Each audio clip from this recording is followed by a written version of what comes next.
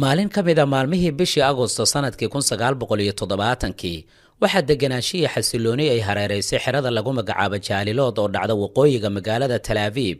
Dibadda marka laga eego waxay u muuqatay xero caadi ah oo degan, balse gudaha waxaa ku qarsoonaa mid ka mid a siraha ugu halista badan ee ciidanka Israa'iil. Waaxda sirdoonka militariga ee Israa'iil ee 404 waxay ahayd waaxda ama cutubka mas'uulka ka ahaa howlgelinta basaasiinta iyo ururinta laga keeno dalalka Israa'iil ee u aragtay cadowga koowaad. Gudaha qolka howlgalka nambarkiisa uu yahay 12 waxa fadhiya sargaal qaabilsanaa maamulidda basaasiinta oo lagu magacaabo Aharon Livren. Wuxuu ku mashquulsanaa rogrogidda warbixino caadi ah oo si fiican u xifdisanaa maadaama marar badan uu arkay kuwa iyaga la mid ah.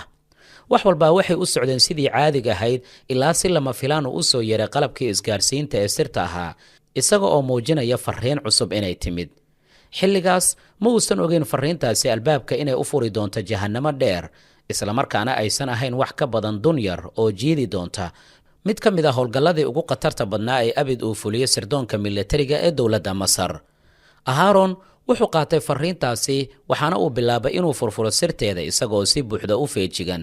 Markii uu dhammaystay akhrinta, midabka wejigiisii waa uu isbedelay, muuqaalkiisiina si lama filaan ah ayuu si kale u noqday. waxa uu akhriyana ma ahayn wax caadi ah. madfac culus oo cusub, tababar sir ah, khubaro ajnabi ah, saraakiil madaafiic ah oo ku sugan xerada al-amriya. daciifnimadiisu waa qamriga iyo lacagta.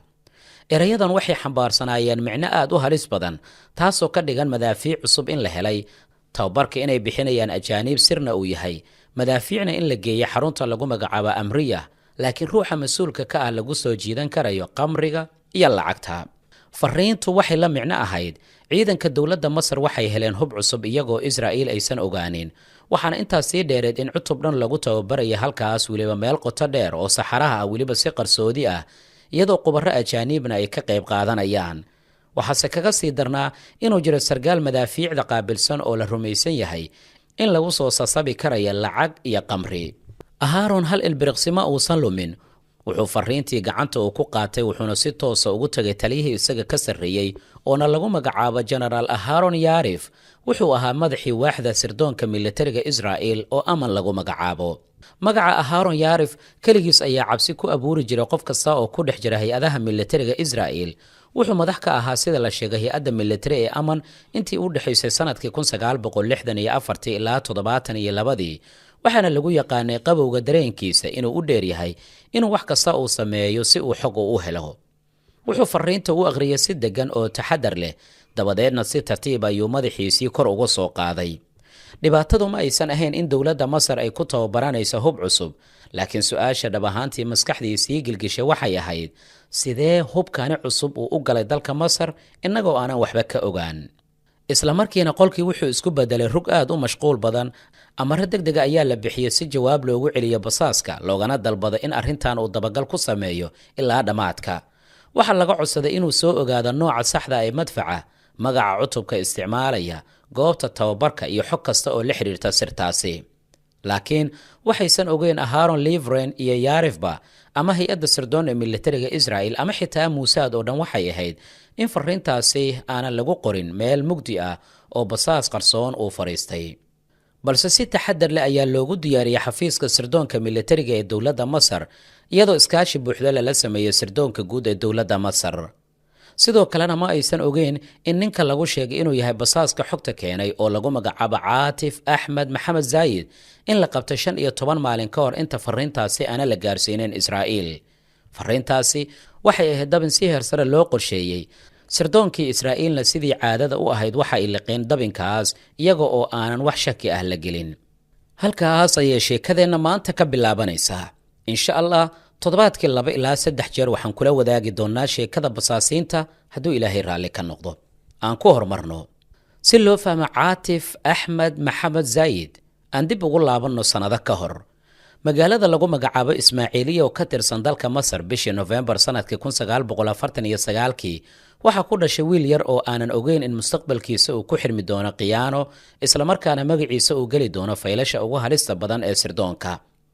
subax waagu uu degan yahay kana mid ah maalmihii bishii November sanadkii 1949 biyaha kanaalka Suways waxay si tartiib ah ugu socdeen iyadoo qorrax khafiif ah ay dul ifayso. jawigu wuxuu ahaa mid aamusan oo u muuqda sida hadda in hurdada laga soo kacay oo kale. waqtigaas Axmed al-Suwaysi oo ahaa mid ka mid ah kabtanka doomaha hay-adda kanaalka Suways wuxuu ka soo laabtay maalintiisii shaqo aad u dheereed, weliba daal badan. wejigiisa waxaa ka muuqday daal iyo tabardarro. wax yar ka hor inta uusan gaarin dekedda wuxuu arkay saaxiibkiis oo taagan xeebta isagoo gacanta ugu yeeraya, weliba si degdeg ah. markii uu soo dhowaaday waxa uu maqlay jumlad ku soo dhacday sida hilaaci oo kale: xaaskaagu way xanuunsan tahay, waxaana loo qaaday cisbitaalka. isla markiiba Axmed wuxuu ka soo degay doontii waxaana u cararay dhanka iyo cisbitaalka. wadnihiisii si xoog leh ayuu u garaacmay, cabsi ka buuxsantay daraaddeed. laakiin cabsidii maba aysan sii waarin. wax yar kadibna waxaa loo sheegay bishaaro farxad leh. ilaahayna waxa uu siiyey wiilkiisii ugu horreeyey. markii magaca ilmihiisa la weydiiyey isagoo aanan ka fikirinna wuxuu yidhi Caatif. sidaas ayuu magaciisa wuxuu ku noqday Caatif Axmed Maxamed Zaayid. bilowgiiba wiilkiisii aad ayuu Axmed ugu farxay, waxaana uu ku qaadan jiray gacmihiisa isagoo dareemaya in dunida oo dhan uu hantiyey. laakiin nolosha mar walbaaba dhinac uma socoto ay sidii qofka uu doono sanadba sanadka ka dambeeya alla wuxuu siiyey carruur kale, waxaana u dhalatay Hanaa, dabadeedna Madiixa iyo carruur kale oo aad u badan. markasta oo ilmo cusub ay u dhashaan, dareenkiisa iyo daryeelka uu siin jiray Caatif si tartiib tartiib ayuu u sii yaraanayaa. dabadeedna waxaa dhashay ilmahoodii ugu dambeeyey oo Shawqi lagu magacaabo, kaas oo ku dhashay xanuunka loo yaqaano Down syndrome. yacni waa in hormoonadu ay kala badan yihiin, suuragalna ay tahay fahamkiisa inuu aad u liito. dhaqaatiirta ayaana u daynaynaa calaamadaha rasmiga ah ee xanuunkan. xilligaasi ma jiran aqoon badan oo laga haystay sida loola macaamilo carruurta qaba xaaladdan.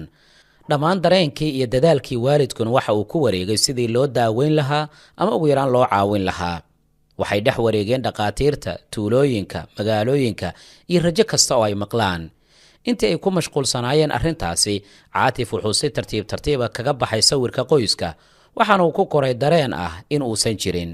wuxuuna dareemay in qofka uusan arkin guulihiisa waxbarasho iyo hibadiisa gaarka ah ee sawir gacmeedka. hibadaasina waxay ahayd qof kasta oo arka shaqadiisa inuu ka yaabo, laakiin qoyskiisa ma aysan arki jirin hibada uu leeyahay wiilkooda. waxaana ay ku mashquulsanaayeen dhibaatooyinka gudaha ee carruurta kale. dareen marnaantaasi dhexdooda ah waxaa noloshiisii soo gashay gabar lagu magacaabi jiray Kameliya. waxaana ay ahayd gabar saaxiib la ahayd walaashii, sidoo kalena gabadhan waxaa lagu yaqaanay ad adeega iyo qallafsanaanta. Caatifna wuxuu u arkay albaabka keliya ee noloshiisa. waxa uu ka helay dareenkii iyo jaceylkii sanado badan uu ka waayay qoyskiisa, si weyn ayuuna ugu xirmay. maskaxdiisa gudaheeda wuxuu ka dhistay nolol dhan oo iyada uu la wadaagayo. kadib iskudayo badan ayuu ugu dambayntii la kulmay, wuxuuna si daacada ugu sheegay inuu doonayo inuu iyada uu guursado marka uu dhammeeyo waxbarashadiisa, uu qaato shahaadada farsamada, islamarkaana uu dhammaysto adeegiisa ciidanka. arrintaasi waxay u ahayd rajadiisa ugu weyn ee nolosha. maalmo ayay socdeen. Caatif wuxuu ku guulaystay waxbarashadiisii, wuxuuna qaatay shahaadadiisii dugsigii farsamada. bilowgii bishii January sanadkii 1967 ayuu u baxay gobolka lagu magacaabo Zaaqasiiq si uu ugu biiro ciidanka. waxaana la geeyay xaruntii tababarka ee madaafiicda. markii tababarkii uu dhammaystay waxaa loo wareejiyey cutubkii deegaanka lagu magacaabo Almaaza ee magaalada Qaahira. laakiin tababarka iyo nidaamka militarigu ma aysan mashquulin maskaxdiisa. waxa kaliya sugayana waxay ahayd fasax uu ku soo arki karayo gabadhii uu calmaday ee lagu magacaabo Kameliya. hase yeeshee qadartu waxaad moodaa inay u diyaarisay waddo kale. bishii May isla sanadkaasi ciidankii dowladda Masar waxay ku dhawaaqeen xaalad degdeg ah, waxaana xaaladaas ay ka dambeysay xiisadii sii kordhaysay ee u dhaxaysay Masar iyo Israa'iil. fasaxyadii waa la joojiyey, waxaana amaro lagu bixiyey in cutubyadu ay u dhaqaaqaan dhanka iyo Siinaay. subaxnimadii bishii Juun 5 sanadkii 1967 cirkii wuxuu isku bedelay goob dagaal. diyaaradaha dagaalka ee Israa'iil ayaa duqeyntii ugu horreysay bilaabay. waxay beegsadeen garoomo diyaaradeed, baqaaro rasaas lagu keydiyo, xarumo raadaar iyo bartilmaameedyo kale. saacado yar gudahoodna ciidankii dowladda Masar gebi ahaanba waxay noqdeen sida furin u nugul dagaalka. kadibna waxaa yimid go'aankii musiibada lahaa. ciidankii waxaa lagu amray inay ka baxaan bariga kanaalka oo Suwaysa una gudbaan dhanka galbeed, laakiin qorshe cad ma uusan jirin. dib u gurashadu waxay isu bedeshay kala yaac iyo sidoo kale carar. askartu waxay noqdeen bartilmaameed sahlan oo diyaaradaha cadowgu ay weeraraan. Caatifna wuxuu ahaa mid ka mid ah kumanaan askari oo la kulmay jahwareerkaasi. waxaa la taagnaa askari kale meel ku dhow meel kabreed ah iyagoo oo aysan haysan amaro tilmaamo ama xitaa meel ay kaga gudbaan kanaalka. wax doorasho ah maba aysan haysan. sidii uu naftiisa u badbaadin lahaa ayuu bilaabay, waxaanuu iska bixiyey hubkiisii, waxa uu u dhiibay saaxiibkii, kadibna waxa uu ku booday biyaha kanaalka. in badan ayuu dabaashay, markii cagihiisii ay taabteen xeebta galbeed maba uusan ogeyn in tallaabadaasi ay noqon doonto dilaacii ugu horreeyey ee jidka dheer ee ku dhammaan doona halaaga. dhanka kale, guri yar oo ku yaalla Ismaaciiliya, hooyadiis iyo walaashiis waxaa ku hareeraysnaa raadiye, iyaga oo sugaya wax ku saabsan wiilkoodii ku dhex lumay dagaalka dhexdiisa. ciidanamo aysan ogeyn in albaabadu ay dhowaan u furmi doonaan, Caatifna uu soo noqon doono, laakiin uusan noqon doonin nin guriga ka baxay. caatif wuxuu dib ugu laabtay gurigiisii Ismaaciiliya, balse ma uusan ahayn isla ninkii bilo ka hor gurigaani ka baxay. wejigiisa waxaa ka muuqda sheekooyin aan la sheegi karaynin, indhihiisa waxaa ka buuxay murugo culus oo aan magac lahayn. hooyadiis iyo walaashiis ayaa hareerihiisii isugu yimid, iyaga oo su'aalo badan weydiinaya: maxaa dhacay? sidee ku badbaaday? xaggee ayayna joogaan saaxiibada? laakiin caatif wax jawaaba ma uusan bixin. waxaana uu galay qolkiisii, albaabkiisii ayuu xirtay. maalmo badanna cidi lama uusan kulmin, cidna lama hadlin. aabbihii Axmed al-Suwaysi isagana wuxuu habeen iyo maalin la shaqaynayay saraakiishii sirdoonka militariga ee dowladda Masar, isagoo ka qayb qaadanaya raadinta askartii luntay, kuwa dhaawacmay ee ku sugan hareeraha kanaalka, iyo kuwa la weysan yahay gebi ahaanba. su'aal kaliya ayuuna mar kasta ku celcelin jiray: miyaad aragteen wiilkayga? sargaalkii mas-uulka ka ahaa hawshaasina oo lagu magacaabo Muqaddam Taariq wuxuu ahaa nin deggan oo mar kasta isku dayi jiray inuu aabbaha dejiyo, una sheego in wiilkiisa iyo ka badanba ay maqan yihiin. laakiin ma uusan ogeyn in wiilka la raadinayo dhab ahaan guriga uu ku soo laabtay, inkasta oo ahaa nin qalbigiisii uu jabay. maalmo kadib wuxuu go'aansaday Caatif ugu dambayntii inuu ka soo baxo qolkiisa. wixii ugu horreeyey uu codsadayna waxay ahayd inuu arko Kaamila. markii uu la kulmayna wuxuu ugu warramay wixii dagaalka uu ku soo arkay, waxaana uu yidhi: ciidanka dib uguma laabanayo, shaqo ayaan raadsanayaa, dabadeedna waan ku guursanayaa. laakiin jawaabtii Kaamila waxay ahayd mid gebi ahaanba sidii seeftii oo kale ugu dhacday Caatif. waxaanay ku tiri: sidee arrintaasi u leedahay? cadowgu wuxuu joogaa dhowr tallaabo oo keliya, saaxiibadana weli way dagaalamayaan, adiguna waad ka dhuumanaysaa. haddii raggeena aysan dalka difaacin, yaa difaacaya Masar? Caatif hadalkaasi wax jawaaba uma uusan helin. hadalladeediina si qoto dheer ayay u taabteen qalbigiisa, waxay jibiyeen wax kasta oo gudihiisii ku jiray. subaxii xigtay ayuu xirtay dharkiisii militariga, wuxuuna iska dhiibay xiradii askarta ee magaalada Ismaaciiliya. ka hor inta uusan teginna wuxuu booqday aabbihii oo ka shaqaynaya hay-adda kanaalka Suways si uu ugu sheegay inuu nool yahay. kadibna wuxuu dib ugu soo laabtay cutubkiisii ciidanka. bilihii xigay ayuu ciidankiisii sii joogay. markii uu helay fasaxiisii ugu horreeyana wuxuu rajaynayay inuu helo xoogaa nasasho ah. laakiin fasaxaasi wax farxada kama uusan helin. Ismaaciiliya waxay noqotay magaalo maran. duqaymihii joogtada ah ayaa sababay in dadka badankood gebi ahaanba halkaan ay isaga cararaan. markii gurigoodii uu tagay, ciidanimo aysan joogin. wuxuu ogaaday qoyska inay u guureen deegaanka lagu magacaabo Zaaqziq. halkaas waxaa ku sugaya jugtii labaad. xilligaasi Kaamiliya oo ah gabadhii uu jeclaa waxay la mehersanay sargaal booliiska ka tirsan, arooskeediina waa uu soo dhowaa. Caatif wuxuu dib ugu soo laabtay cutubkiisii isaga oo noqday qof gebi ahaanba isbedelay. wuxuu noqday askari dayacan oo aanan dan ka lahayn ciqaabta iyo abaalmarinta toona. taliyihii guutada oo lagu magacaabo Raa'id Caadil al-Maaliki wuxuu isku dayay inuu badbaadiyo. wuxuu ku kalsoonaa isaga, wuxuuna u dhiibay shaqada sawirada qariirada militariga iyo gelitaanka qolka howlgallada. laakiin dhammaan dadaaladaasi la doonaya in lagu saxo gebi ahaan waa ay fashilmeen. ugu dambaynna waxaa la gaaray go'aan ah in loo gudbiyo maxkamad ciidan. markii uu maqlay arrintaasi, cabsi ayaa la wareegtay.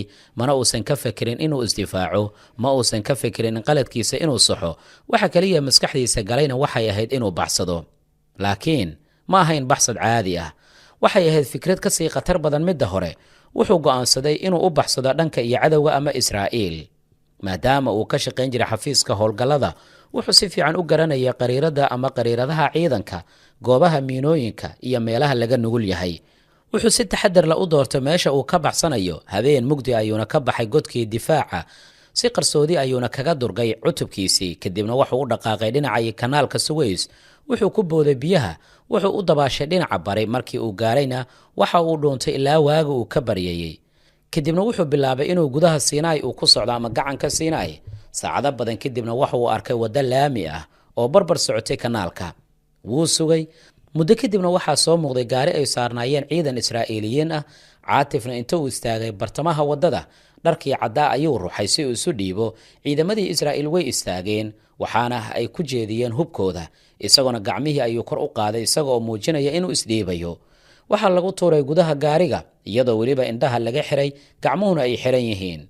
dhanka Masar, askartu waxay ogaadeen ninkan inuu baxsaday.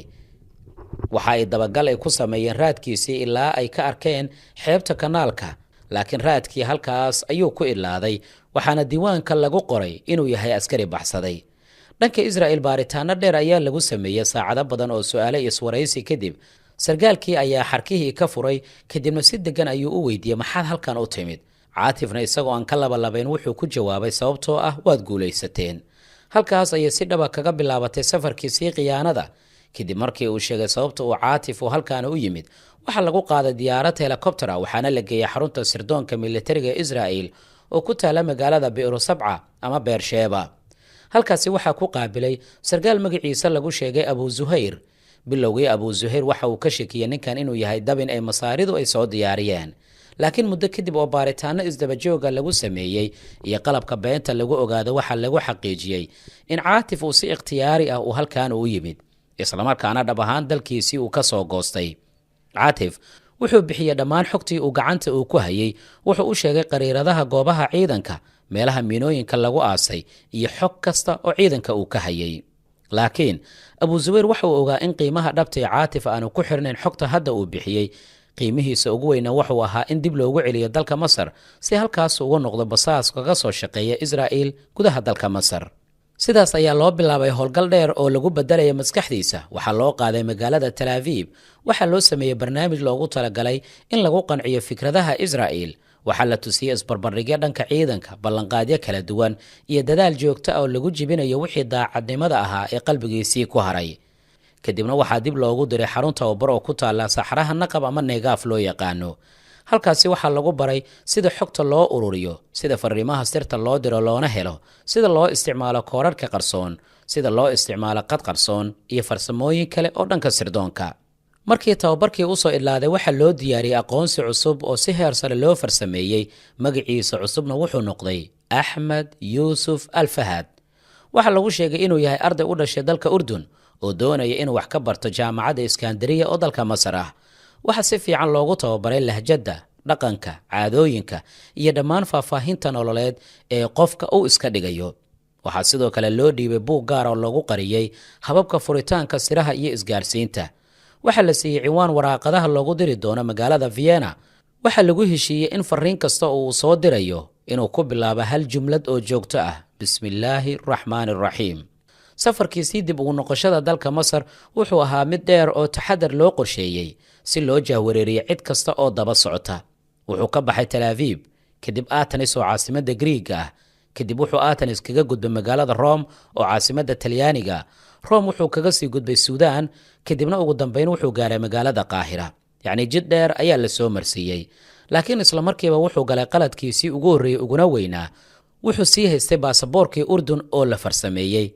kuma eka intaasi wuxuu baasaboorkiisii ku isticmaalay inuu ku qabsado hooy iyo adeegyo kala duwan. kadibna wuxuu qaladkii uu ku celiyey magaalada Iskandariya. waxa uusan ogeyna waxay ahayd in indho badan ay la socdeen dhaqdhaqaaqiisa tan iyo daqiiqadii ugu horreysay ee dalka uu soo galay. sargaal ka tirsan sirdoonkii dowladda Masar oo ku sugnaa garoonka diyaaradaha ayaa arkay muuqaalkiisa. markii uu eegay sawirkiisa, wuxuu dareemay inuu aad ugu egyahay askari hore oo baxsaday, kuna jiray ciidanka, gaar ahaana diiwaanka militariga. warbixin degdega waxaa loo gudbiyey sirdoonkii militariga Masar. laga bilaabo maalintaasi, Caatif waxa uu galay kormeer qarsoon oo dusha ayaa lagala socday. isaga oo aanan ogeyn tallaabo kasta uu qaadayo waa la diiwaangelinayay, dhaqdhaqaaq kasta waa lala socday, xiriir kasta uu sameeyana waa la baarayay. isagase waxa uu haystay in howshiisa si fiican ay ugu socoto. wuxuu dhex wareegaya xeebaha, suuqyada iyo dekadaha. indhihiisa mar walba xog ayay raadinayeen. maskaxdiisu waxay ku mashquulsaneed ururinta macluumaadka. wuxuu xogaha ku qori jiray qad qarsoon, kadibna u diri jiray Israa'iil. fariin ayaa ka dambaysay. laakiin ugu dambayntii hal qalad oo yar ayaa wax walbaa bedelay. mid ka mid a waraaqadihiisii ayaa galay gacanta sirdoonka guud ee dowladda Masar. markii ay akhriyeenna waxay ogaadeen in basaas Israa'iil u shaqeeya uu gudaha dalka uu ka howlgalayo, laakiin weli ma aysan aqoonsan qofka uu yahay. baadigoobka dhabta ah ayaa markaasi bilowday. markii sirdoonka guud ee dowladda Masar ay ogaadeen in basaas u shaqeeya Israa'iil uu gudaha joogo, baaritaankiina la bilaabay, Caatif dhankiisa wuxuu ahaa mid sii wata hawshiisa. wuxuu moodayey wax walba inay u qarsoon yihiin. waqti kadibna lacagtii loo soo diri jiray ayaa yaraatay, waxaana ku adkaatay inuu nolosha sii wato. markaas ayuu dib ugu laabtay hibadiisii hore ee sawir gacmeedka si uu dhaqaalo badan uu kaga helo. maalin ka mid a maalmaha isaga oo fadhiya maqaaxi ku taala xaafadda Al Amriya lagu magacaabo, wuxuu arkay wiil yar oo kabaha dadka nadiifinaya. wuxuu sawiray sawirka wiilka.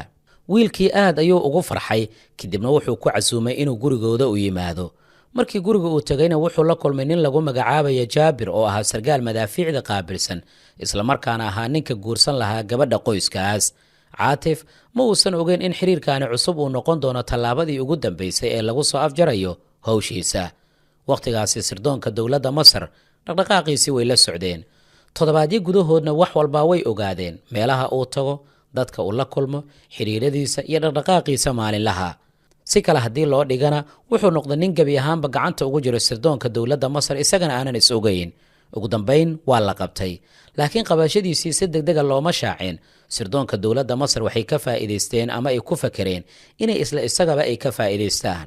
waxaa la qabtay 15 maalin ka hor fariintii caanka noqotay ee cabsi gelisay xaruntii sirdoonka ee Israa'iil ee Jaalilood lagu magacaabo. sababta loo qabtayna waxay ahayd wuxuu xilligaasi uu ku mashquulsanaa gudbinta mid ka mid a xogaha ugu muhiimsan ee dowladda Masar, maadaama xilligaas ay tababarro ay ka helayeen ciidan ajaaniib ah. markii la qabtay kadib, sirdoonkii Masar waxay diyaariyeen qorshe aad u xeel dheer. waxay qoreen fariin been abuur oo ka hadlaysa hub culus oo cusub, tababarro qarsoon, khubaro ajaaniib ah iyo askari qaybta madaafiicda ka tirsan oo lagu sasabi karayo lacag iyo qamri. fariintaasi waxaa loo diray Israa'iil iyadoo loo ekeysiyey in Caatif ay ka timid. markii fariinta Israa'iil ay gaartay, saraakiishii sirdoonka Israa'iil waxay u qaateen xog dhab ah. waxay bilaabeen howlgallo cusub, baaritaano iyo dadaallo badan si ay xogo dheeraada uga helaan arrintan. laakiin dhab ahaantii waxay daba socdeen xog si ulakaca loogu beeray loona diyaariyey. sirdoonkii dowladda Masar xilligaasi waxay ku guulaysteen inay jahwareer ay ku ridaan cadowgooda oo ay ku mashquuliyaan xog aanan jirin. sidaas ayuuna ku ilaaday safarkii Caatif Axmed Maxamed Zaayid. ma uusan noqon geesi, ma uusan noqon halyey, mana uusan noqon dhibane. sheekadu waxay ku dhammaatay isaga oo loo aqoonsaday nin dalkiisii qiyaamay, kadibna sirdoonkii dalkiisu ay ka faa'iidaysteen si ay cadowga ay ugu dhigaan dabin sirdoon oo aad u weyn. dabinkaasi sirdoonna wuxuu keenay inay masaarida intii arrimahaasi lagu mashquulsanaa iyagana shaqooyinkooda ay qabsadaan, basaasiintoodana ay keenaan xogo badan oo muhiim ah. aan kuu soo koobo, Caatif wuxuu ku soo bilaabay wiil yar oo ku koray dareen dayac ah, jacayl dhab ah iyo niyajab dagaal, laakiin ugu dambayntii wuxuu ku dhammaystay inuu noqdo mid ka mid a magacyada ku qoran faylasha ugu caansan ee lala xiriiriya basaasnimada u dhaxaysa Masar iyo Israa'iil. sidaas ayaan ku soo koobaya sheekadeennii maanta oo loo yaqaano basaaskii madaafiicda ee Masar. qaybtoos aragtidaada noogu reeb, waad mahadsan tahay.